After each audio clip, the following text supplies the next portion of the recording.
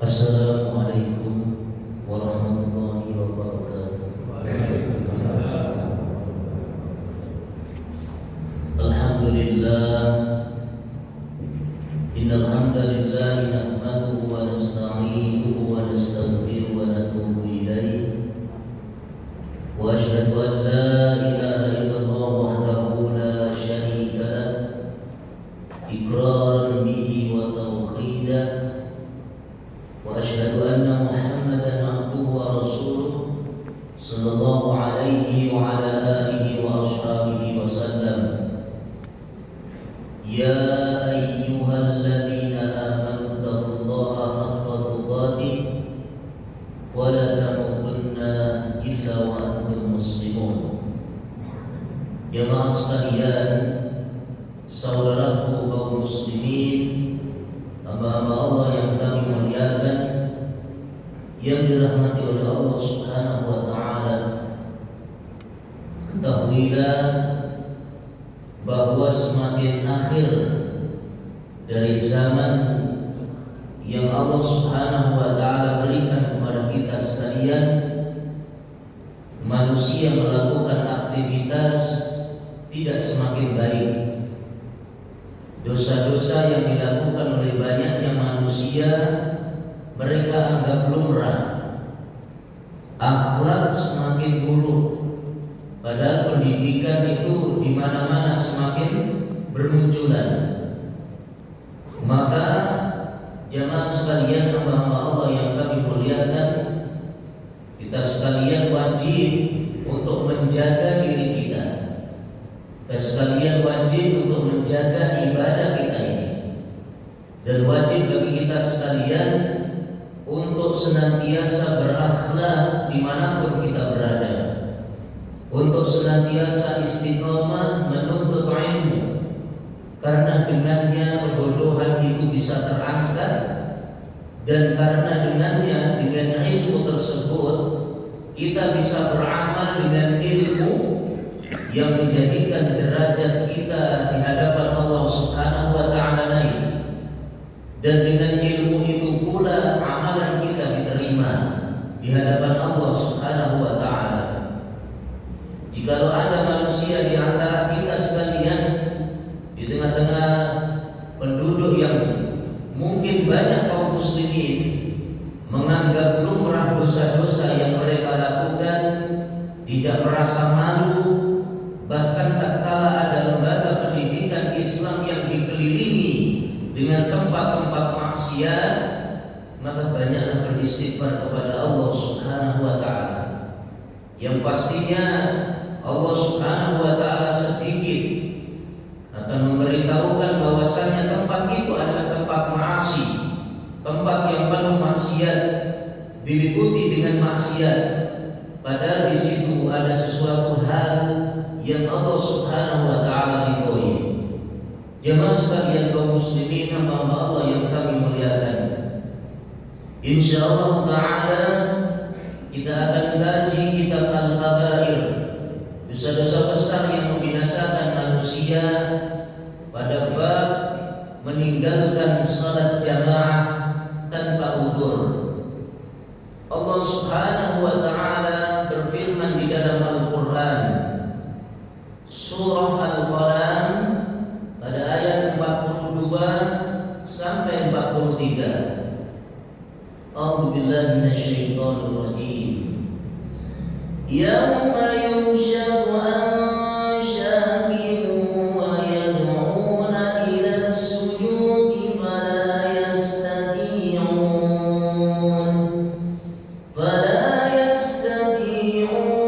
khashi'atan absaruhum tarhaquhum dhillah wa qad kanu yad'una ila as-sujudi wa hum salimun. Pada hari betis manusia itu disingkap, kata Allah, dan dia dipanggil untuk bersujud di hadapan Allah Subhanahu wa taala. Fala yastati'un, mereka tidak bisa bersujud. Maka mereka tertunduk di hadapan Rabbnya. dan kemudian pandangannya juga demikian, diliputi dengan kehinaan. Maka dahulu tatkala di dunia mereka diperintahkan untuk bersujud, diperintahkan untuk beribadah bersama orang-orang yang melakukan ibadah, maka tatkala itu mereka tidak melakukannya, sedangkan kondisi mereka salimun, dalam keadaan sehat, dalam keadaan tidak sakit. Jemaah sekalian kaum muslimin, ayat ini tidaklah menjelaskan kecuali kepada orang-orang yang meninggalkan sholat berjamaah.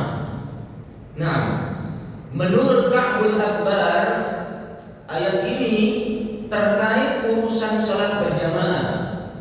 Bahkan Sa'id ibnu Musayyib, ya, senior tabi'in, dia adalah menantu Abu Hurairah radhiyallahu anhu.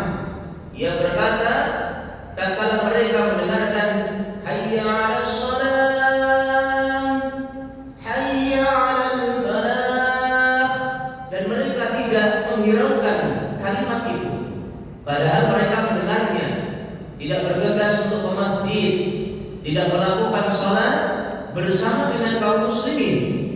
Maka yang wajib bagi muslim laki-laki, tatkala mereka tidak sakit, tatkala mereka tidak khauf, dalam keadaan takut, dalam keadaan bencana, dalam keadaan peperangan, dalam keadaan hujan, mereka sholat di rumah-rumah mereka. Sedangkan bagi seorang wanita boleh ke masjid, tidak ada larangan. Nah, akan tetapi sholat seorang wanita di dalam rumahnya jauh lebih utama. Jemaah sekalian kaum muslimin, Allah yang kami muliakan, maka di dalam Sahihain diceritakan Rasulullah sallallahu alaihi wasallam bersabda, "Walladzi nafsi biyadihi, laqad hamamtu an amura bi hatabin yukhtabu thumma amura bis salat wa yu'adhdhana laha thumma amura rajulan wa yu'ammu an-nas thumma ukhalif ila rijalin la yashhaduna as-salat bil jamaah fa uharrim 'alaihim buyutahum bin nar." Kata Nabi sallallahu alaihi wasallam, ini merupakan ancaman bagi setiap muslim yang laki-laki tatkala dia tidak mendirikan salat di dalam masjid bersama dengan orang-orang yang beriman. Maka kata Nabi sallallahu alaihi wasallam, demi zat yang jiwaku berada di tangannya, sungguh aku akan mengumpulkan, kata Nabi sallallahu alaihi wasallam, kayu bakar dan menyuruh manusia untuk mengumpulkannya. Kemudian aku perintahkan mereka mendirikan salat. Aku perintahkan di antara mereka manusia untuk memanggil adzan, ya, supaya manusia terkumpul. Sungguh muadzin, seorang adzan itu pahalanya sangat besar. Anda tahu kita di antaranya pahala besarnya pahala tukang adzan, maka di antara kita akan berebut, ya, untuk menjadi muadzin. Nanti di akhirat muadzin itu lehernya yang paling panjang, kata Nabi sallallahu alaihi wasallam. Mungkin di dunia kita melihat orang yang lehernya panjang itu aneh, tetapi nanti di akhirat merupakan pandangan yang sangat indah, ya, saking besarnya. Maka tatkala sebanyak manusia itu datang memenuhi panggilan salat, pahalanya sebanyak itu pula yang ia dapatkan. Maka panjenengan di antara panjenengan bergegas untuk ke masjid, sesekali panjenengan adzan, sesekali memanggil orang salat, sebanyak itu pula pahala yang kita dapatkan di hadapan Allah Subhanahu wa taala. Maka aku perintahkan manusia mendirikan salat, aku perintahkan untuk adzan, dan aku perintahkan, kata Nabi sallallahu alaihi wasallam, salah satu di antara mereka untuk mengimami. Maka kemudian aku akan datangi dari belakang, dari rumah-rumah mereka, orang yang mendirikan salat di dalam rumah-rumah mereka yang laki-laki, dan aku bakar mereka bersama dengan rumahnya. Maka ini dari Nabi sallallahu alaihi wasallam, ini ancaman. Bahkan riwayat yang lainnya dari Sahihul Jalil Abu Hurairah radhiyallahu anhu, beliau sallallahu alaihi wasallam bersabda, "Laqad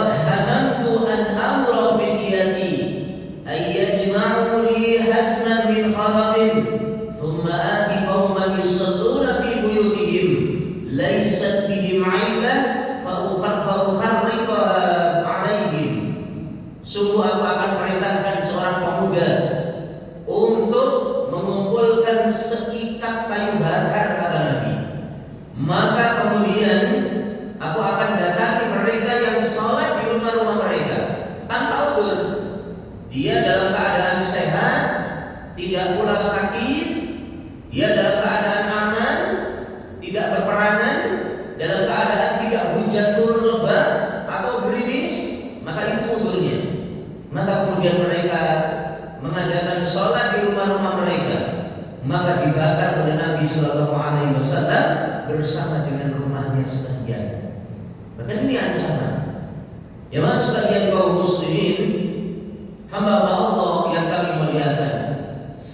Maka hadis sahih dan ayat tadi itu mengenai sholat berjamaah dan ancaman bagi manusia yang tidak melakukan sholat jamaahnya di dalam masjid.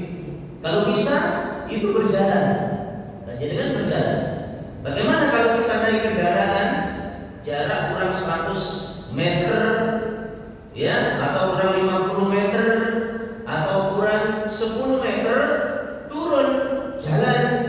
Nah, ciri-ciri jamaah Masjid Al-Mu'minin kalau dekat dengan masjid yang pakai kendaraan dia berjalan.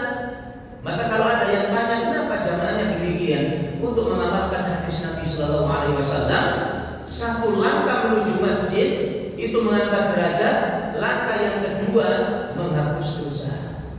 Ya, bagaimana kalau kita membawa kendaraan mobil yang dituntun, ya, sangat baik.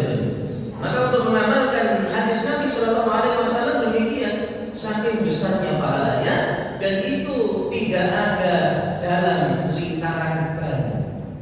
Tidak ada motor kan ban, pakai mobil kan ban, tidak ada, tapi langkah kaki yang berjalan.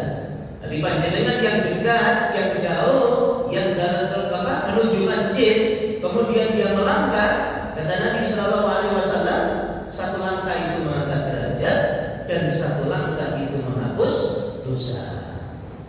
Jemaah sekalian hamba Allah yang kami muliakan, Rasulullah Sallallahu Alaihi Wasallam bersabda di dalam Sunan Abu Dawud, diriwayatkan dalam sunannya dari sanadnya kepada Ibnu Abbas radhiyallahu an, Rasulullah Sallallahu Alaihi Wasallam bersabda, "Man sami'al munadi," barang siapa yang mendengarkan adzan, ya, hayya 'alas shalah,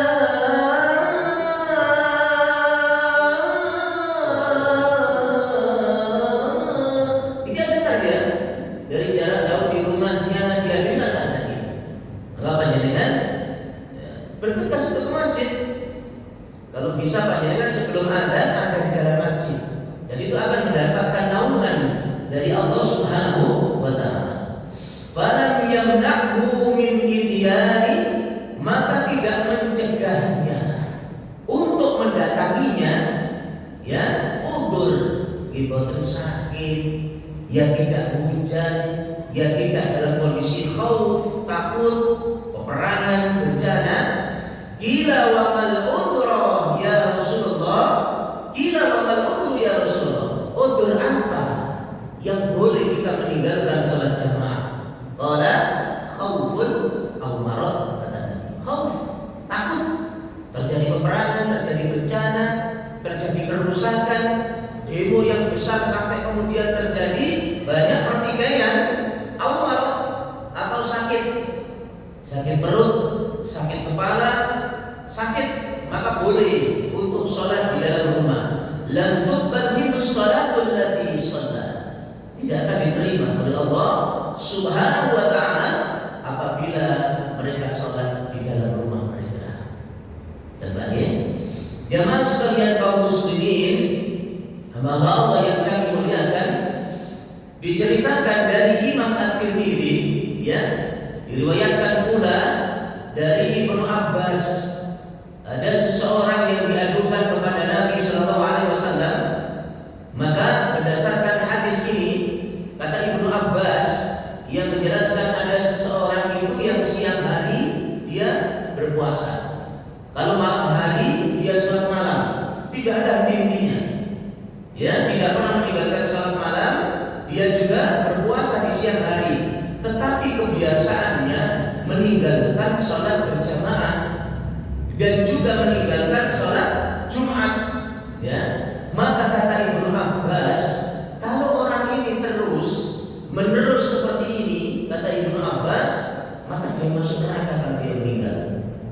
Ya, dia malam hari luar biasa sholat tahajud, siang hari dia berpuasa, maka kemudian dia suka meninggalkan sholat jamaah dan terutama sholat Jumat, ia tinggalkan sholat Jumat tersebut. Maka kata Ibnu Abbas, kalau dia meninggal modelnya terus seperti ini, tidak pernah langkahnya menuju masjid, padahal Bapak Ibu sekalian, akan sujud, bekas-bekas sujud itu akan menjadi bukti nanti yaumul qiyamah. Ya, wa naktubu ma qaddamu wa atharuhum. Kalau di dalam surat Yasin kalau tidak salah seperti itu, kami akan tulis jejak-jejak peninggalan-peninggalan mereka, akar peninggalan-peninggalan ini. Dan nanti yang kita dikenali oleh Nabi Shallallahu Alaihi Wasallam itu ada dua. Seluruh umat itu akan terkumpul dari umat Nabi Adam alaihi salatu wassalam sampai umatnya Nabi Muhammad, itu akan terkumpul nanti di yaumil qiyamah, pada hari kiamat nanti. Panjenengan dikenal dari apa? Dari apanya? Dari wudu. Panjenengan bekas wudunya. Maka wudu yang benar, yang tenang, santai, tidak tergesa-gesa, dan kemudian langkah menuju masjid, dari sholat fardu, kemudian sholat rawatib agak bergeser dari tempat-tempat itulah nanti yang akan menjadi saksi bahwasanya kita pernah bersujud di tempat yang seperti ini, di tempat ini. Maka panjenengan yang paling dekat seorang hamba dengan Allah Subhanahu wa taala tatkala waktu sujud. Jadi panjenengan jangan kemudian belum tegak tulang punggungnya tatkala panjenengan rukuk dan tatkala panjenengan sujud kemudian panjenengan angkat. Jangan. Jamaah sekalian kaum muslimin hamba Allah yang kami muliakan. Dahulu ada seorang laki-laki yang meminta udzur kepada Nabi Sallallahu Alaihi Wasallam untuk salat di rumah. Laki-laki ini buta, namanya Abdullah ibnu Ummu Maktum atau Abdullah ibnu Ummi Maktum. Dia buta, tak bisa melihat. Maka diriwayatkan oleh Muslim, anna rajulan a'ma jaa ila Nabi sallallahu alaihi wasallam faqala, ya Rasulullah, laisa li qa'id yaquduni ila al-masjid, fa hal li rukhsah an usalliya fi baiti? Farakhasa lahu, falamma walla da'ahu faqala, hal tasma'u nidaa as-salah? Qala na'am. Qala fa'ajibu, kata Nabi. Seorang laki-laki, Bapak Ibu sekalian, datang kepada Nabi Sallallahu Alaihi Wasallam. Ya Rasulullah, tidak ada bagiku penuntun, katanya. Gak bisa menuntun karena gak bisa melihat. Menuntunku untuk pergi ke masjid. Ya, fahal li rukhsah, katanya. Apakah ada untuk rukhsah, keringanan untuk salat di rumah? Maka Nabi Sallallahu Alaihi Wasallam memberikan rukhsah kepadanya. Falamma walla da'a, maka tatkala dia berbalik, maka Rasulullah Sallallahu Alaihi Wasallam memanggilnya. Hal tasma'u nidaa, engkau mendengarkan adzan enggak? Maka kata Abdullah ibnu Ummi Maktum yang buta, nah, iya, saya mendengarkan adzan. Qala wajib, datangi. Buta, tidak ada rukhsah. Bagaimana rukhsah? Dalam riwayat yang lain dijelaskan bahwasanya jalan yang ditempuh dari rumah ke masjid jauh. mengintainya. Suatu ketika binatang buas bisa menerkamnya, kalajengking bisa menyengatnya, ular bisa mematoknya. Ini pun tidak ada rukhsah di hadapan Nabi Sallallahu Alaihi Wasallam untuk meninggalkan salat jamaah di dalam masjid. Jamaah sekalian kaum muslimin, dari Hakim meriwayatkan di dalam kitab Al-Mustadrak dengan sanad sahihain dari Ibnu Abbas radhiyallahu anhu, Rasulullah sallallahu alaihi wasallam bersabda, "Wa man sami'a an-nida falam yamna'hu man ittiba'i udhrun fala salata lahu." Qalu, "Wa mal udhru ya Rasulullah?" Qala khaufun aw marad. Ditegaskan kembali oleh Abdullah bin Abbas, ya, barang siapa yang mendengarkan nida adzan, lalu panjenengan mendengarkan dari masjid ini, maka jawab, ya, kemudian panggilannya juga dijawab. Allahu akbar, Allahu akbar, Allahu akbar. Maka kemudian kami klik seperti muadzin, asyhadu an la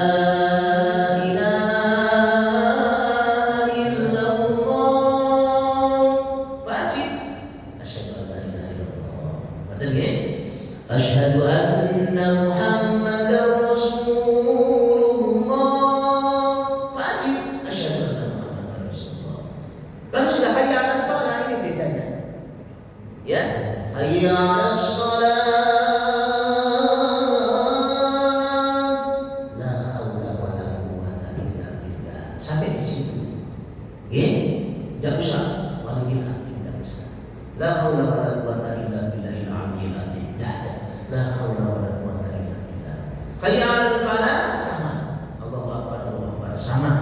La ilaha illallah sama. Maka kemudian bergegas panjenengan menuju masjid. Atau kalau sudah di dalam masjid, panjenengan dengarkan dan jawab. Ya. Kalau saya tidak mendengarkan karena saut menyaut masjid, maka cukuplah panjenengan pergi ke dalam masjid. Sudah cukup. Jadi baik sekalian, karena kita tidak bisa menjawab masjid yang kita tempati karena jauh, ya. Bagaimana Pak Sinten, Pak Ahmad, ya, Ahmad, misalkan dari Saujangkring, ya, nggak mendengarkan saya adatnya, maka saya tidak menjawab dari masjid ini, masjid yang terdekat, yang saya sholat di masjid di mana? Masjid Muhammadiyah, Masjid Al-Kafi. Saya dengar. Maka kemudian saya jawab dari rumah, atau saya jawab di tempat itu, kemudian saya pergi ke masjid. Nah, seperti itu.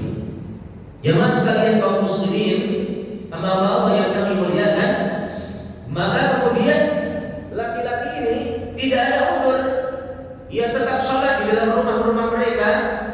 Maka udzur apa ya Nabi? Maka udzur yang boleh kita sholat di dalam rumah adalah marad, ya, takut, ya, atau sakit kepala, sakit gigi, sakit perut, ya, sakit yang benar-benar sakit. Nah, kemudian diceritakan pula dari Nabi Sallallahu Alaihi Wasallam, ya, ada 3 kelompok manusia yang dilaknat oleh Allah Subhanahu Wa Taala. Kalian perhatikan, ada 3 manusia, ya, la'anallahu thalathatan, Allah melaknat 3 golongan manusia. Man qaddama qauman wa hum lahu karihun, orang yang memimpin sebuah kaum, termasuk memimpin salat, memimpin imam, ya, wa hum lahu karihun, sedangkan dia dibenci. Entah karena akhlaknya, entah karena kebiasaannya, entah karena bacaannya, entah karena cepatnya dia menjadi seorang imam, atau apapun dia dibenci. Yang pertama, wa mar'atun batat zawjuha 'alaiha sahib, ya, yang semalaman seorang wanita, yang semalaman suaminya marah kepadanya, entah urusan dia ditolak, entah urusan apapun, maka ini dilaknat oleh Allah Subhanahu Wa Taala. Kelompok yang kedua,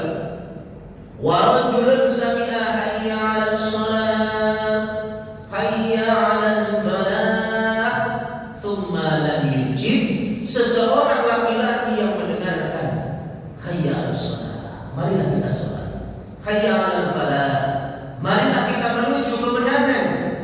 Maka kemudian tidak menjawabnya, tidak mengikuti salat jamaah di dalam masjid, maka inilah kelompok orang yang ketiga yang dilaknat oleh Allah Subhanahu wa ta'ala.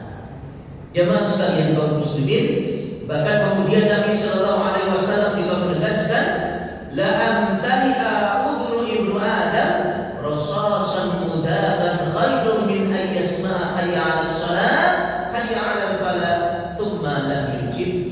Telinga dimasukkan cairan timah yang mendidih, panas, mencair, itu jauh lebih baik kata Nabi dibandingkan dia mendengarkan hayya 'alas shalah hayya 'alal falah kemudian dia tidak memenuhi panggilan tersebut.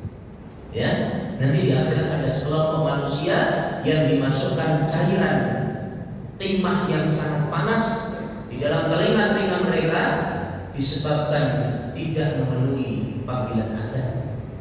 Nah, jemaah sekalian kaum muslimin, hamba Allah yang kami muliakan, Ali bin Abi Thalib pernah berkata tentang jarul masjid, tetangganya masjid itu siapa? Ya, la salata li jaril masjid illa fil masjid.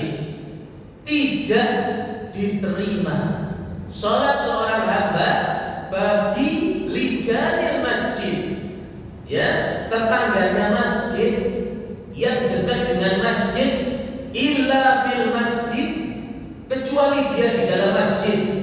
Gila manjaral masjid, siapakah tetangganya masjid itu? Qala mayyastami'ul adan, yang mendengarkan adzan.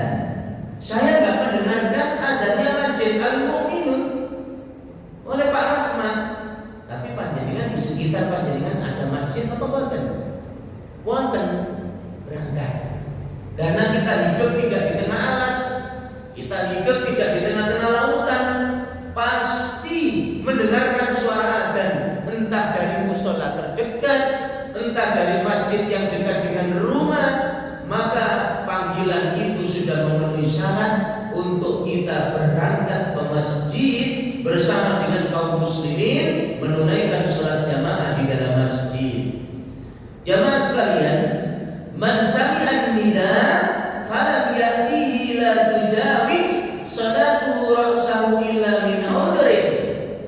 Maka barang siapa yang mendengarkan adzan kemudian dia tidak sholat, ya, maka sesungguhnya tidak sholat dia ke dalam masjid, tidak berjamaah di dalam masjid, maka sesungguhnya sholatnya tidak melampaui kepalanya, ya, kecuali karena udzur, tidak melampaui kepalanya. Artinya pahalanya tidak sempurna, ya, pahalanya tidak diberikan oleh Allah Subhanahu wa ta'ala. Padahal yang kita minta di hadapan Allah adalah pahala yang sangat sempurna. Ibnu Mas'ud dia berkata, barang siapa ingin mendapatkan kegembiraan bertemu dengan Allah, kalau dia seorang muslim, maka hendaklah ia jaga sholat wajibnya, ia jaga sholat jamaahnya. Maka ketika diserukan adzan, maka mereka bergegas untuk menuju panggilan adzan tersebut. Apakah kita harus ke Masjid Al-Mu'minin padahal jauh rumah kita, khawatir nanti masbuk? Bolehkah kita di sekitarnya? Boleh, tidak dilarang. Tetapi kemudian kalau Masjid Al-Mu'minin ini jamaahnya jauh lebih baik, jauh lebih khusyuk, jauh lebih tumanina, ada syarat-syarat sholat jamaahnya bisa ditegakkan, tidak tergesa-gesa, tinggalkan yang lain dan bergegaslah menuju masjid yang kita cintai ini. Terus bagaimana kalau saya terus-menerus masbuk, saya mengikuti mereka dalam keadaan terus seperti itu? Maka hal yang tersebut menjadi tanggung jawab imam. Kalau imamnya terus tergesa-gesa, dia akan memikul beban dosa di hadapan Allah Subhanahu wa taala. Kalau sudah diingatkan, panjenengan ingatkan, Pak Imam ya, Pak Kiai, boleh belum atur? Mungkin apa? Kalau punya rezeki ya diberikan rezeki, entah jajan, entah uang misalnya 20.000, senang bulan. Ya, apalagi langgar-langgar kecil-kecil, Pak Yai, saya ingin sholat di sini, tapi pun banter-banter, jadi sholat panjenengan itu diterima, ya, seperti itu, ya, supaya diterima, supaya saya bisa mengikuti, supaya saya bisa jamaah di sini, karena Nabi Shallallahu Alaihi Wasallam telah memberitahukan contoh yang baik dalam sholat berjamaah, tidak tergesa-gesa, ada jeda waktu antara adzan dan iqamah, seperti orang sedang memakan makanan, seperti orang sedang memakan. Apakah ada orang makan tergesa-gesa? Tidak. Sekitar 15 menit, sekitar 20 menit jedanya antara itu semuanya. Jamaah sekalian kaum muslimin, hamba Allah yang kami muliakan yang dirahmati oleh Allah. Maka salat jamaah itu telah disyariatkan oleh Allah Subhanahu wa taala. Salat jamaah merupakan jalan-jalan kebaikan, jalan-jalan yang benar. Maka siapa yang mengerjakan salat di rumah berarti dia telah meninggalkan syariat dari Nabi Sallallahu Alaihi Wasallam. Maka kalau meninggalkan sunnah Nabi Sallallahu Alaihi Wasallam, meninggalkan salat berjamaah, kata Ibnu Mas'ud, sesungguhnya dia berada di atas kesesatan. Engkau sebenarnya telah melihat apa yang kamu kerjakan. Meninggalkan sholat berjamaah tidak lain merupakan ciri-ciri orang-orang munafik. Ya, kata Ibnu Mas'ud, yang jelas-jelas munafik, atau kelompok yang kedua, orang yang sakit, yang benar-benar dia sakit. Dan benar-benar terjadi, ada seorang laki-laki dahulu dibopong menuju ke dalam masjid karena saking lemahnya dia, ya, saking tuanya dia tidak sakit tapi saking tuanya, saking lemahnya, sampai kemudian dia merangkul kanan dan kirinya karena tidak kuatnya dia untuk menuju sholat berjamaah karena saking besarnya pahala yang dia dapatkan. Itu kata Ibnu Mas'ud. Dahulu ada di antara manusia orang yang menuju masjid itu dibopong sampai tatkala dia berdiri itu merangkul, ya, memegang tangan kanan kiri orang di sampingnya untuk memenuhi ibadah sholat jamaah di dalam masjid. Dan ketahuilah jamaah sekalian, bumi yang kita tempati ini Allah Subhanahu wa taala wariskan kepada orang-orang sholih. Dijelaskan di dalam Al-Quran dan tafsirannya, siapa orang sholih yang diwarisi dunia ini. Walaqad katabna fis zaburi min ba'di dzikr annal arda yarithuha ibadiyas shalihun. Sungguh tertulis juga di dalam kitab Zabur, ya, surat Al-Anbiya ayat 105. Tertulis di dalam kitab Zabur, ya, sesudah kami tulis di Lauhul Mahfuz, ya, sesungguhnya dunia ini, kata Allah, aku wariskan kepada hamba-Ku yang sholih. Tafsir dari ayat ini, ibadiyas sholihin, ibadiyas sholihun adalah orang yang senantiasa mendirikan sholat jamaah. Hanya itu yang bisa merawat dunia, hanya itu yang bisa memimpin dunia ini. Sehingga tatkala dia bisa memimpin sholat jamaah di dalam masjid, maka memungkinkan besar ia bisa memimpin keluarganya. Kalau dia menuju masjid, sholat di dalam masjid, maka pastikan dia seorang mukmin yang bisa merawat keluarganya. Kalau sudah keluarga kecil itu dirawat, RT-nya terawat, RW-nya terawat, kelurahannya, kecamatannya, pasti inilah hamba yang diwariskan dunia yang diciptakan oleh Allah Subhanahu wa taala.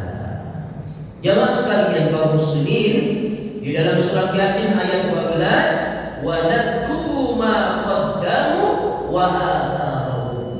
Aku akan tulis jejak-jejak peninggalan mereka. Aku akan tulis bekas-bekas yang mereka tinggalkan. Napa Pak bekas yang kita tinggalkan? Tempat sujud, masjid. Salat di rumah adalah untuk salat sunnah. Nabi Shallallahu Alaihi Wasallam nawwiru buyutakum bis-shalah wa tilawatil Quran. Hiasilah rumah-rumah panjenengan dengan salat yang dimaksudkan adalah salat sunnah. Wa tilawatil Quran, dan bacaan ayat suci Al-Quran. Cahayai. Jangan jadikan rumah-rumah kita seperti kubur dan kuburan seperti masjid. Rumah boten diwaca Al-Quran bas. Ten masjid ben kemis, maca Quran dene kubure maesan. Entah surat Yasin, surat Al-Baqarah dibacakan, dan rumahnya enggak pernah dibacakan ayat suci Al-Quran. Nah, jemaah sekalian kaum muslimin hamba Allah yang kami muliakan, di dalam Sahih Bukhari juga diceritakan bahwa Nabi Shallallahu Alaihi Wasallam bersabda, "Man tatahhara fi baiti," barang siapa yang bersuci dari rumahnya, wudu bagi beliau. Tsumma masaila baitin min buyutillah, pergi ke masjid, lihat dia fardhu untuk mengerjakan salat fardu, min faradillah yang dibantukan oleh Allah, karena fatawatuhu akaduhuma tahutu qadiatu wal ukhra tarfa'u darajat. Dia pergi ke masjid dengan jalan kaki, satu langkah menghapus dosa dan satu langkah mengangkat derajatnya di sisi Allah. Fa idza shalla lam tazil malaikatu tusalli alaihi. Apabila salat dia di dalam masjid, para malaikat tidak henti-hentinya mendoakan, meminta ampunkan kepada Allah untuk dirinya. Madama fi musalla, selama dia berada di dalam tempat salat. Makanya salat maghrib menuju isya, daripada pulang rumahnya jauh, tetap di dalam masjid baca suci Al-Quran. Panjenengan dalam kondisi salat, walaupun tidak mengerjakan salat, antara salat subuh, antara salat maghrib dan isya, antara salat zuhur dan salat asar, kalau tidak ada pekerjaan, alladzi shalla fihi, yang dia salat di dalamnya, para malaikat mendoakan terus menerus. Wa yaqul Allahumma ighfir lahu, ya Allah ampunilah dia. Allahumma arhamhu, ya Allah berikan rahmat kepadanya. Ma lam yu'ti fihi aw yuhdis fihi, selama dia tidak menyakiti dan selama tidak batal wudunya. Kalau dia dari rumah ke sini, kata dia, kalau batal ya wudu lagi, masuk masjid lagi. Kalau kemudian menyakiti, maka tidak ada pahala kebaikan untuknya. Saya tutup satu hadis dari Nabi Shallallahu Alaihi Wasallam. Beliau bersabda, "Ala adullukum ala ma yamhunallahu bil khataya wa yarfa'u bihi darajat." Maukah aku tunjukkan kepada kalian yang menghapus dosa dan kesalahan dan mengangkat derajat? Qala, bala, ya wahai Nabi. Qala, isbahul wudu 'alal makari, sempurnakan wudu di saat-saat yang dibenci. Saat yang dibenci itu saat apa, Pak? Salat apa? Salat subuh, salat isya, atau di waktu-waktu yang dibenci, saat mau melaksanakan benci. Orang datang sholat itu sesuatu yang dibenci, sebagian membencinya karena mungkin pekerjaan, karena tidurnya nyenyak, enak-enak di rumah, enak-enak ada hiburan, dia kemudian bergegas wudu. Padahal orang-orang suka kepada sesuatu yang demikian itu, ia benci dan kemudian ia wudu. Ya, maka wa kasratul khata ilal masjid. Yang pertama, mengangkat derajat, menghapus dosa, wudu di tempat-tempat yang dibenci. Ya, di tempat-tempat yang memang itu orang itu benci. Enak-enak tidur kok disuruh untuk wudu dan menghapus apa? Membasuh muka. Enak-enak nonton segala sesuatu yang mengasihkan kok disuruh wudu. Itu sesuatu yang dibenci, tapi dia lakukan itu untuk menuju masjid, untuk sholat di dalam masjid, untuk melakukan ibadah kepada Allah, dia berwudu. Wa qasratu khata ila